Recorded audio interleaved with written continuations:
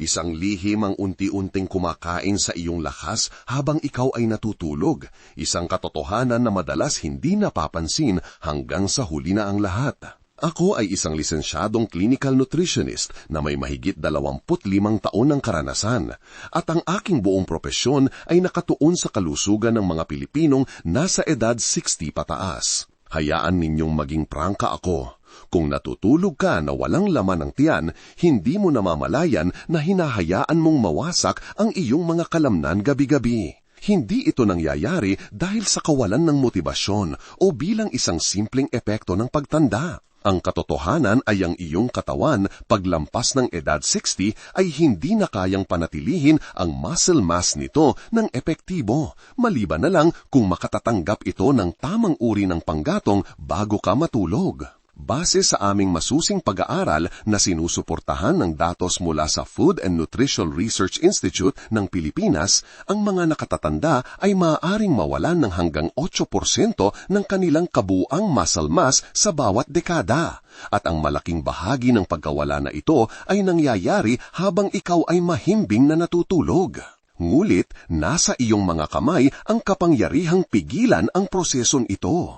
Sa katotohanan, maaari mo itong ganap na baliktarin sa pamamagitang lamang ng isang maliit ngunit estratehikong pagbabago sa iyong gawi bago matulog. Sa pagtatanhal na ito, ibubunyag ko ang 8 pagkain, lahat ay suportado ng siyentifikong ebidensya na napatunayang nagpapalakas ng overnight muscle protein synthesis ng hanggang 30%. Tutulungan ka nitong gumising na mas malakas, hindi gaanong nananakit ang katawan at may mas mahusay na balanse. Hindi mo kailangan ng gym membership o anumang dietary pills, pagkain lamang kasama ang tamang oras at kaalaman. Kung ang iyong katawan ay unti-unting nangihina tuwing umaga, malapit mo nang maunawaan ang tunay na dahilan at matutunan kung paano ito simulang ayusin ngayong gabi mismo. Karamihan sa mga nakatatandang Pilipino ay naniniwala na ang panghihina ng kanilang katawan ay isang hindi maiiwasang bahagi ng proseso ng pagtanda. Sa katotohanan, isang malaking bahagi ng paghinang pisikal na iyon ay nagmumula sa isang hindi napapansing proseso na nagaganap tuwing gabi habang ikaw ay nagpapahinga. Hayaan ninyong ipaliwanag. Sa panahon ng pagtulog, ang iyong katawan ay pumapasok sa isang estado ng pagbawi. Ngulit ang pagbawi na ito ay may katumbas na halaga. Nangangailangan ito ng panggatong at ang protina ang partikular na panggatong na kailangan nito. Kung matutulog ka nang hindi kumakain ng anumang pagkaing mayaman sa protina, hindi kayang basta-basta na lang lumikha ng iyong katawan ng mahalagang nutrient na ito. Kaya, saan nito kinukuha ang kailangan? Kinukuha nito mula sa iyong sariling mga kalamnan. Ang biolohikal na prosesong ito ay tinatawag na catabolism, na siyang pagkasira ng iyong muscle tissue upang maibigay ang mahahalagang amino acids na kinailangan para sa mga pangunahing tungkulin sa buhay tulad ng ritmo ng iyong puso, iyong paghinga at ang pagkumpuni ng iyong mga selula. At ito ang bahagi na dapat mong ikabahala. Pagkatapos mong tumuntong sa edad na 60, ang kakayahan ng iyong katawan na pangalagaan ng muscle tissue ay makabuluhang bumababa. Kahit na sapat ang iyong kinokonsumong protina sa araw, nagiging hindi na gaanang epektibo ang iyong sistema sa pag-absorb at paggamit ng protinang iyon upang muling buin ang kalamnan. Sa klinikal na termino, ito ay tinutukoy bilang anabolic resistance. Sa mas simpleng salita, ang iyong mga kalamnan ay sinisira tuwing gabi at ang iyong katawan ay wala ng likas na lakas upang buin muli ang mga ito ng mag-isa. Ito mismo ang dahilan kung bakit maraming senior citizen tulad ni Mang Teban, isang 68 anyos na retiradong pulis mula sa Maynila, ang nagrereklamo na gumigising silang mas mahina, naninigas o hindi gaanong maliksi kahit na nakakuha ng kumpletong tulog. Ang problema ay hindi ang kakulangan sa pahinga. Ito ay ang katotohanang pinagkaitan ang iyong katawan ng tamang panggatong na kailangan upang maayos na makabawi habang ikaw ay natutulog. Ang magandang balita ay ipinakita ng clinical na pag-aaral sa larangan ng geriatric nutrition na ang pagkonsumo ng ilang partikular na pagkain 30 hanggang 60 minuto bago ka matulog ay maaaring magpababa ng pagkasira ng kalamnan sa gabi ng hanggang 30%. Ang mas nakakapagpasigla pa ay ang ilan sa mga pagkaing ito ay maaaring magpasimula ng aktibidad sa pagbuo ng kalamnan habang ikaw ay natutulog. Tinutulungan nito ang iyong katawan na mapanatili ang lakas nito, pangalagaan ang iyong balanse at payagan kang manatiling malaya hanggang sa iyong pagtanda. Sa Pilipinas, kung saan tinatayang ang age-related muscle loss o sarcopenia ay nakakaapekto sa mahigit 45% ng populasyon ng mga senior, ang mga simpleng estratehiyang ito sa pagkain ay mas mahalaga kaysa dati. Kaya, ano ang mga partikular na pagkain ito? Ating bilangin mula sa numero 8 hanggang numero 1 na inaayos ayon sa kanilang siyentipikong epekto, kadalian sa pagtunaw at pangkalahatang pagiging praktikal. Malamang ay magugulat ka kung gaano karami sa mga ito ang naghihintay na sa iyong kusina. Nasa numero 8 ang isang pagkain na maaaring tila tradisyonal ngunit nagbibigay ng malakas na benepisyo para sa mga nasa edad 60 pataas, ang cottage cheese. Marahil ay nagtataka ka kung ano ang pambihira sa cottage cheese. Para sa mga clinical nutritionist na dalubhasa sa agam ng pagtanda, kinikilala ang pagkaing ito bilang isa sa mga pangunahing mapagkukunan ng protina sa gabi na mahahanap mo. Ang sekreto ay nasa partikular na uri ng protina na taglay nito, casein. Ano ang nagpapabago sa casein? Kabaliktaran ng whey protein na mabilis na naaabsorb at karaniwang nauubos ng katawan sa loob ng 1 hanggang 2 oras, ang casein ay mas mabagal matunaw. Naglalabas ito ng mga amino acids sa iyong sistema ng tuloy-tuloy sa loob ng 6 hanggang 8 oras. Isipin mo ito sa ganitong paraan. Kung ang whey protein ay parang paputok, isang mabilis na pagsabog ng enerhiya na agad nawawala, ang casein ay mas katulad ng isang kandela na dahan-dahan at patuloy na nagniningas. Ito mismo ang uri ng tuloy-tuloy na panggatong na kailangan ng iyong mga kalamnan sa mahabang panahon ng pag-aayuno sa gabi. Sa isang pag-aaral na inilathala ng isang respetadong British Nutritional Science publication, ang mga nakatatanda ay binigyan ng maliit na bahagi ng casein bago sila matulog. Ang mga resulta ay kahanga-hanga. Isang 31% na pagtaas sa overnight muscle protein synthesis ang naobserbahan. Ang mga kalahok sa grupong ito ay hindi lamang napanatili ang kanilang kalamnan, aktibo silang nagtayo ng mas maraming muscle tissue habang sila ay natutulog, at ginawa nila ito ng walang anumang ehersisyo. Ito ay isang game changer, lalo na para sa mga senior na gumagawa ng magaan na pisikal na aktibidad, dumadalo sa physical therapy o simpleng nakatuon sa pagpapanatili ng kanilang lakas at balanse. Para gamitin ito ng epektibo, kumain ng kalahating tasa na halos 100 hanggang 120 gramos ng cottage cheese mga 30 hanggang 60 minuto bago ka matulog.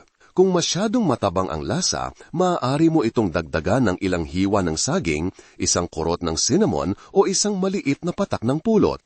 Pinakamainam na panatilihing minimal ang anumang idinagdag na asukal. Para sa dagdag na benepisyong nutrisyon, ihalo ang isang kutsarita ng chia seeds para sa mas maraming hibla at omega-3 fatty acids mula sa halaman. Ang pinakamagandang aspeto ay ang cottage cheese ay karaniwang madaling tunawin kaya't angkop ito kahit sa mga individual na may sensitibong tiyan.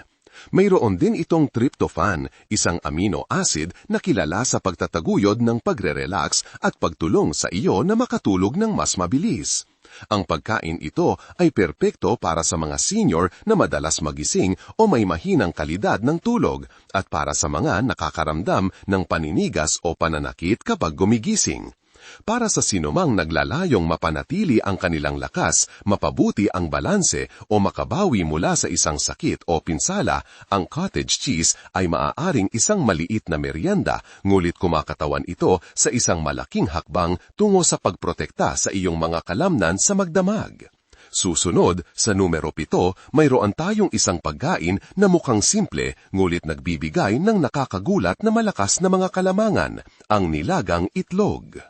Karaniwan nating iniuugnay ang mga itlog sa almusal, ngunit iilan lamang ang nakakaalam na ang pagkain ng itlog bago matulog ay maaaring makatulong sa pagprotekta at muling pagtatayo ng kalamnan, isang benepisyo na lalong kapansin-pansin para sa mga nasa edad 60 pataas.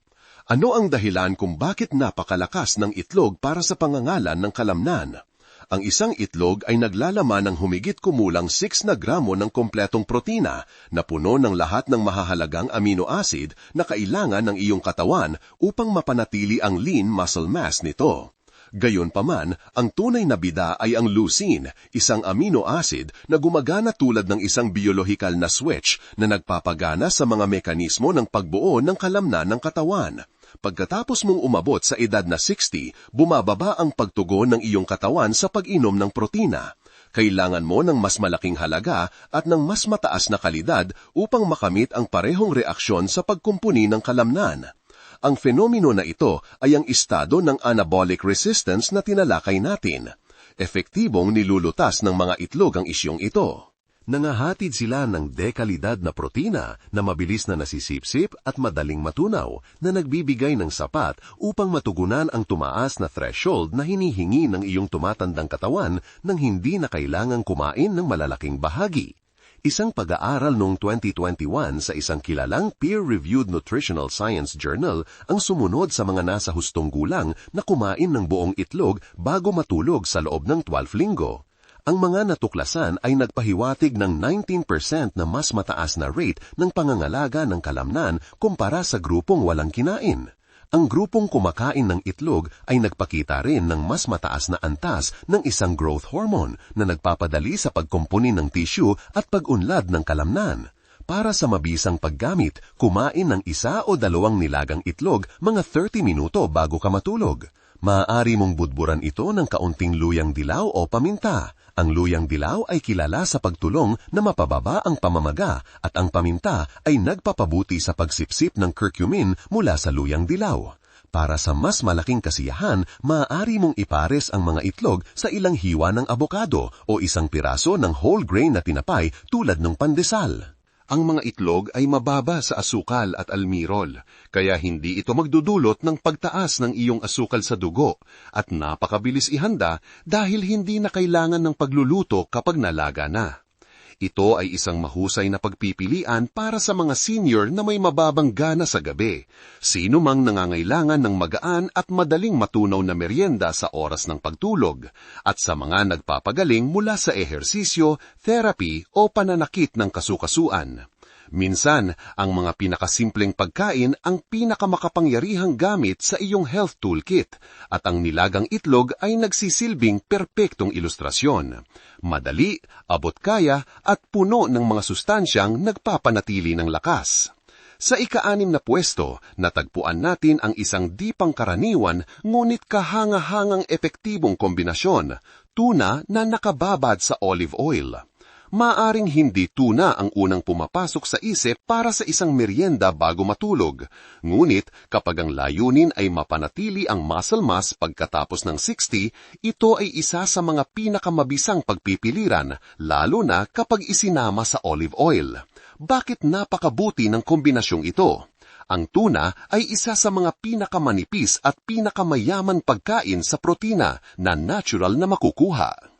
Ipinagmamalaki nito ang mataas na konsentrasyon ng leucine, ang amino acid na nagsisilbing pangunahing gatilyo para sa muscle protein synthesis.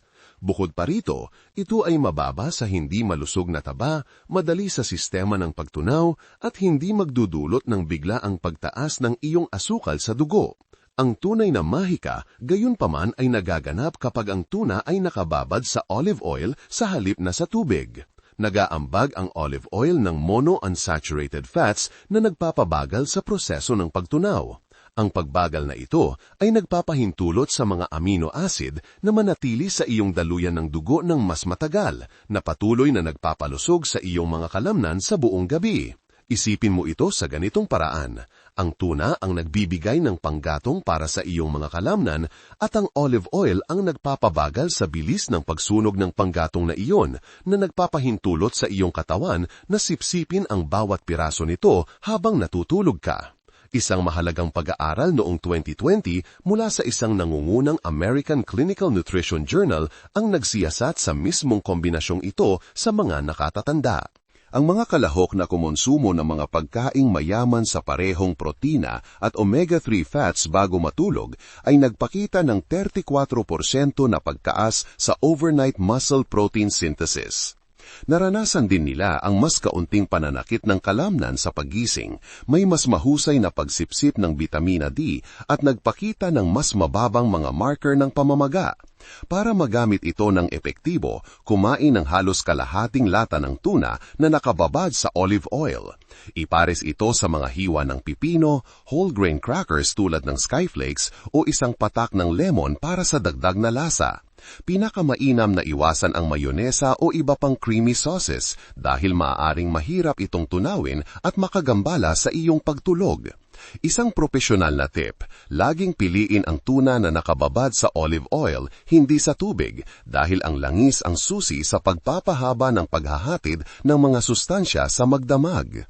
Ito ay lalong kapaki-pakibanang para sa mga senior na gumigising na nananakit o matamlay ang katawan, sino mang kailangang mapabuti ang kanilang pagsipsip ng bitamina D o bawasan ang pamamaga, at mga nasa hustong gulang na nagsisimula ng mapansin ang panghihina ng kalamnan o mga isyu sa kanilang balanse. Sa ika-5 pwesto ay isang pagkain na madalas na itinuturing na isang dessert lamang, ngunit sa katotohanan, ito ay isa sa mga pinakakumpleto at kapakipakinabang sa pagkain sa gabi para sa mga nasa edad 60 pataas, ang Greek yogurt. Ito ay hindi lamang masarap at madaling tunawin. Nag-aalok ang Greek yogurt ng isang malakas na kombinasyon ng 3 pangunahing benepisyo para sa mga tumatandang katawan. Nagbibigay ito ng mabagal na natutunaw na casein protein, naglalaman ng probiotics upang tulungan ang panunaw at mayaman sa calcium para sa parehong pag-urong ng kalamnan at kalusugan ng buto. Ano ang partikular na kapansin-pansin sa Greek yogurt? Kabaligtaran sa regular na yogurt, ang Greek yogurt ay sumasailalim sa isang trip na straining na proseso. Ang pamamaraang ito ay nag-aalis ng labis na asukal at tubig na nagre-resulta sa isang huling produkto na mas mataas sa protina, may mas makapal na consistency at mas nakakabusog kainin. Sa isang clinical na pag-aaral mula sa isang progresibong International Nutrition Journal, ang mga nakatatanda ay kumonsumo ng isang high-protein na Greek yogurt snack bago matulog sa loob ng 6 na linggo. Ang mga kinalabasan ay kahanga-hanga. Naitala nila ang isang 26% na pagtaas sa overnight muscle protein synthesis at nagpakita ng pinabuting mitochondrial activity sa loob ng kanilang mga selula ng kalamnan na nagpapahusay sa produksyon ng enerhiya. Iniulat din ng mga kalahok na mas masigla ang pakiramdam sa kinaumagahan. Sa simpleng salita, tinutulungan ka ng Greek yogurt na mas epektibong makabawi, muling bumuo ng mas malakas at gumising na mas sariwa ang pakiramdam. Para sa pinakamainam na paggamit, kumain ng kalahating tasa ng plain, unsweetened na Greek yogurt mga 30 hanggang 45 minuto bago ka matulog. Maaari kang magdagdag ng isang kurot ng cinnamon, isang dakot ng sariwang berries, o isang patak ng vanilla extract upang mapahusay ang lasa. Tiyaking iwasan ang mga pre-flavored, matatamis na yogurt dahil maaari itong makagambala sa pagtulog at mabawasan ang mga benepisyo sa muling pagtatayo ng kalamnan. Para sa dagdag na bentahe, ihalo ang isang kutsarita ng chia seeds para sa karagdagang hibla, plant-based omega-3s at mas maayos na panunaw. Ang yogurt ay isa ring mahusay na mapagkukunan ng calcium na nagpapadali sa mas maayos na pag-urong ng kalamnan at sumusuporta sa nerve signaling na tumutulong na mabawasan ang mga pulikat sa gabi at magtaguyod ng mas malalim na pagtulog. Ito ay perpekto para sa sinumang gumigising na naninigas, matamlay o mababa ang enerhiya, gayon din sa mga senior na may mga alalahanin sa panunaw o mahinang kalusugan ng bituka, at sa mga naghahanap ng mas mahusay na pagbawi sa magdamag at lakas sa umaga. Sa ika-4 na pwesto, mayroon tayong isang tradisyonal na inumin bago matulog sa halip na isang solidong pagkain na ngayon ay suportado ng modernong agam, maligamgam na gatas na may luyang dilaw na madalas nakilala bilang gintong gatas. Ang nakagiginhawang inumin na ito ay hindi lamang para sa pagtataguyod ng pagre-relax. Aktibo itong gumagana upang bawasan ang pamamaga at pananakit ng kasukasuan, pinapahusay ang pagbawi ng kalamnan at sumusuporta sa mas malalim, mas nakapagpanumbalik na pagtulog na siya namang nagpapadali sa pagkumpuni ng kalamnan sa magdamag. Bakit napaka-epektibo ang kombinasyon ng maligamgam na gatas at luyang dilaw? Ang gatas, lalo na ang gatas ng baka o mga alternatibong plant-based na pinatibay ng protina, ay nagbibigay ng casein protein na nagsisilbing isang mabagal na paglabas ng panggatong para sa pagpapanatili ng kalamnan sa magdamag. Nag-aalok din ito ng calcium upang suportahan ang pag-urong ng kalamnan at lakas ng buto. Tryptophan, isang amino acid na naghihikayat sa pagre-relax at pagtulog, at vitamina D na sumusuporta sa parehong immune at muscle function. Ang luyang dilaw ay naglalaman ng curcumin, isa sa pinakamalakas na anti-inflammatory compounds ng kalikasan. Para sa mga nakatanda, ito ay lalong mahalaga dahil ang talamak, mababang antas ng pamamaga, ay isang pangunahing nag-aambag sa pagkasira ng kalamnan, pananakit ng kasukasuan at hindi mahusay na pagbawi.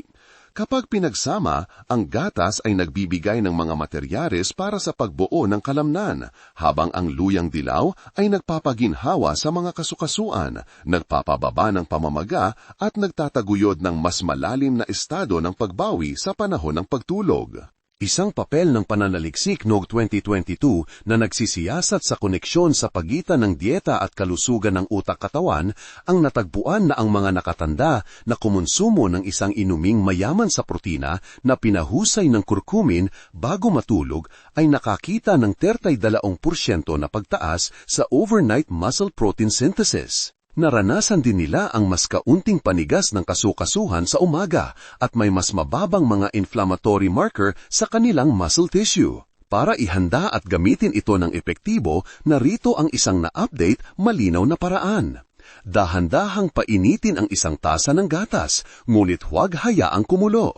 Maaari kang gumamit ng gatas ng baka o isang plant-based na gatas na may idinagdag na protina at calcium.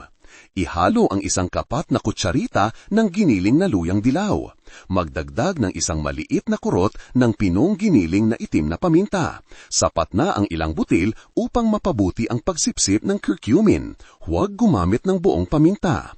Kung gusto mo, maaari kang magdagdag ng isang kutsarita ng hilaw na pulot para sa isang dampi ng bayanad na tamis. Haluin ito ng mabuti at higupin ito mga 30 minuto bago matulog. Kung ikaw ay lactose intolerant, maaari kang gumamit ng gatas ng almendras, oat o toyo. Mas mabuti ang isa na pinatibay ng calcium at protina upang makuha ang pinakamataas na benepisyo. Nasa 3 pwesto ang isang maliit ngunit makapangyarihang merienda bago matulog, lalo na sa mga panahong gusto mo ng isang bagay na magaan bago matulog, ang almond butter. Ito ay higit pa sa isang masarap na palaman. Ang almond butter ay, sa katotohanan, isang masustansyang powerhouse na tumutulong na mapanatili ang kalamnan, pakalmahin ang katawan at suportahan ang pagbawi sa magdamag, lahat mula sa isang kutsaa lamang. Bakit napaka-epektibo ng almond butter? Naglalaman ito ng malusog na unsaturated fats na nagpapabagal sa panunaw na nagbibigay ng tuloy-tuloy na supply ng enerhiya sa buong gabi. Nag-aalok din ito ng protina mula sa halaman na nagbibigay ng mga mahahalagang amino acid na kailangan para sa pagpapanatili ng kalamnan at vitamina A, isang makapangyarihang antioxidant na tumutulong sa pagkumpuni ng tissue. Isang pag-aaral noong 2020 mula sa isang peer-reviewed nutrition journal ang natuklasan na ang mga nakatatanda na isinama ang mga taba na nakabatay sa almendras sa kanilang gabi-gabing gawain ay nakaranas ng pinabuting nitrogen retention na isang pangunahing tagapagpahiwatig ng pangangalaga ng kalamnan. Mayroon din silang mas mababang antas ng cortisol, ang stress hormone na maaaring magpabilis ng pagkasira ng kalamnan sa panahon ng pagtulog. Sa madaling salita, hindi lamang pinapakain ng almond butter ang iyong mga kalamnan. Pinoprotektahan din nito ang mga ito mula sa stress, na isang madalas na hindi napapansin na sanhi ng pagkasayang ng kalamnan sa maraming nakatatanda. Para gamitin ito ng epektibo, kumonsumo ng isang kutsara, humigit kumulang 16 gramo, ng almond butter mga 30 minuto bago ka matulog. Maaari mong itong kainin ng direkta mula sa kutsara o ipahid ito sa isang piraso ng whole grain toast, hiwa ng mansanas o mga cracker na gawa sa oat. Mahalagang pumili ng isang natural na almond butter na walang idinagdag na asukal, walang hydrogenated oils at walang artificial na preservatives. Iwasan ang mga maginhawang palaman na puno ng asukal, asin o mga pang-industriyang langis dahil maaari itong magpataas ng iyong asukal sa dugo, makagambala sa iyong pagtulog at bawasan ang mga potensyal na benepisyo. Ito ay isang mahusay na opsyon para sa mga senior na may maliit na gana sa gabi, ngulit nangangailangan pa rin ng suporta sa kalamnan. Nakikinabang din ito para sa mga may bayanad na insomnia o may tendensyang magising ng madalas at para sa sinumang nagpapagaling mula sa isang sakit, pinsala, pagkawala ng kalamnan o isang panahon ng matagal na stress. Nasa ikalawang posisyon ang isang natural na inumin na may nakakagulat na malakas na epekto sa pagtulog, pagbawi ng kalamnan at kalusugan ng kasukasuan, ang tart cherry juice. Ito ay hindi lamang isang panandaliang trend sa kalusugan. Ito ay isa sa mga pinakasyentipikong napatunayang tulong sa gabi na nagpapatunay na lalong kapakipakinabang para sa mga nasa edad 60 pataas. Ano ang dahilan kung bakit napaka-epektibo ng tart cherry juice? Sagana ito sa anthocyanins na mga natural na antioxidant at anti-inflammatory compounds. Natural din itong naglalaman ng melatonin, ang hormone na responsable sa pag-udyok ng mas malalim at mas nakakapagpahingang pagtulog. Bukod dito, nakakatulong itong bawasan ang oxidative stress, isang malaking salik na nag-aambag sa mahinang pagbawi, pinsala sa kalamnan at pamamaga ng kasukasuan. Isang papel noong 2019 mula sa isang publikasyon na katuon sa sports science at nutrisyon ang natuklasan na ang mga nasa hustong gulang na higit sa 50 na uminom ng tart cherry juice bago matulog ay nakaranas ng 33% na mas kaunting pananakit ng kalamnan sa umaga, isang 15% na pagpapabuti sa kanilang kalidad ng pagtulog at may mas mataas na antas ng nagpapalipat-lipat na melatonin at antioxidants. Ang kombinasyong ito ay lumilikha ng isang malakas na synergy. Ang pinabuting pagtulog ay humahantong sa mas mabilis na pagbawi at ang nabawasang pamamaga ay nagreresulta sa mas kaunting pinsala sa kalamnan sa magdamag. Para gamitin ito ng epektibo, uminom ng 4 hanggang 6 na onsa, 120 hanggang 180 ml ng 100% tart cherry juice mga 30 hanggang 45 minuto bago matulog. Mahalagang pumili ng unsweetened tart cherry juice, hindi matamis na uri ng cherry o mga pinaghalong fruit cocktail. Kung masyadong matapang ang lasa, maaari mo itong haluan ng kaunting tubil o magdagdag ng ilang patak ng lemon upang makatulong na balansehin ang lasa. Iwasan ang anumang pinaghalong juice na naglalaman ng idinagdag na asukal dahil maaari itong makagambala sa pagtulog at maging sanhi ng pagtaas ng asukal sa dugo kaya't binabawasan ang mga benepisyo sa pagbawi. Ito ay isang perpektong pagpipilian para sa mga nasa hustong gulang na gumigising na may masakit na kalamnan o naninigas na kasukasuan, mga taong nahihirapan sa mababaw na pagtulog o madalas magising, at mga senior na nakikibahagi sa magaan na ehersisyo, physical therapy o nagpapagaling mula sa isang sakit o pinsala. Ang susi ay hindi uminom ng malaking dami kundi gamitin ang tamang uri sa tamang oras at sa tamang dosis. Hindi lamang tinutulungan ka ng tart cherry juice na makatulog ng mas mabilis, pinapalakas din nito ang paglabas ng growth hormone sa panahon ng malalim na pagtulog na kritikal para sa pagkumpuni ng kalamnan at pagpapanatili ng lakas habang tayo ay tumatanda. At narito na tayo, ang numero 1 pagkain sa ating listahan at ang pinakamakapangyarihang paraan upang protektahan at kahit na muling buuin ang iyong muscle mass pagkatapos ng edad na 60, kahit na hindi ka nag-eehersisyo, isang whey protein shake. Kung palagi mong pinaniniwalaan na ang whey protein ay para lamang sa mga bodybuilder, oras na para mag-isip muli. Sa katotohanan, ang mga nasa edad 60 pataas ay madalas na nangangailangan ng whey protein higit sa anumang ibang demografiko dahil ang natural na kakayahan ng katawan na sumipsip ng protina at magtayo ng kalamnan ay biglang bumababa sa pagtanda. Bakit natatanging makapangyarihan ang whey protein? Ang whey ay isang kompletong protina na naglalaman ng lahat ng siyam na mahalagang amino acid, kabilang ang isang partikular na mataas na konsentrasyon ng leucine. Ang leucine ay ang tiyak na amino acid na direktang nagpapasimula sa proseso ng muscle protein synthesis. Maaari mong isipin ang leucine bilang ang on switch para sa pagbuo ng kalamnan. Kung walang sapat na dami ng leucine, hindi basta-basta mag-a-activate ang proseso ng pagkumpone ng kalamnan, gaano man karami ang ibang protina na iyong kinonsumo. Pagkatapos ng 60, nangangailangan ang iyong katawan ng mas mataas na dosis ng leucine upang matrigger ang parehong tugon sa pagbuo ng kalamnan, at iyon ay inihahatid iyon ng whey sa pinakamadaling masipsip na anyo na magagamit. Isang clinical na pagsubok na inilatala sa isang nangungunang American Clinical Nutrition Journal ang sumubok sa mga epekto ng 40 gramo ng whey protein na kinonsumo bago matulog sa mga nasa hustong gulang na higit sa edad na 65. Ang mga natuklasan ay nagpahayag ng isang 22% na pagtaas sa overnight muscle protein synthesis, mas mababang antas ng mga marker na nagpapahiwatig ng pagkasira ng kalamnan at masusukat na pagpapabuti sa lakas, bilis ng paglalakad at balanse. Ang pinakakahanga-anga, ang mga makabuluhang benepisyong ito ay naobserbahan kahit na walang pagdaragdag ng anumang ehersisyo. Kapag ang whey protein ay isinama sa magaang na aktibidad tulad ng paglalakad, tai chi o bayayad na resistance band work, mas lalo pang binibigyang diin ang mga resultado. Para sa mabisang paggamit, ihalo ang isang scoop ng dekalidad na whey protein. Ang isolate o hydrolyzed whey ay pinakamainam para sa mga sensitibong tiyan, sa tubig o unsweetened almond milk. Inumin ang shake na ito 30 hanggang 60 minuto bago ka matulog. Para sa dagdag na lasa o sustansya, maaari kang maghalo ng kalahating saging, isang kutsara ng almond butter, isang kurot ng cinnamon o ilang natural na vanilla extract.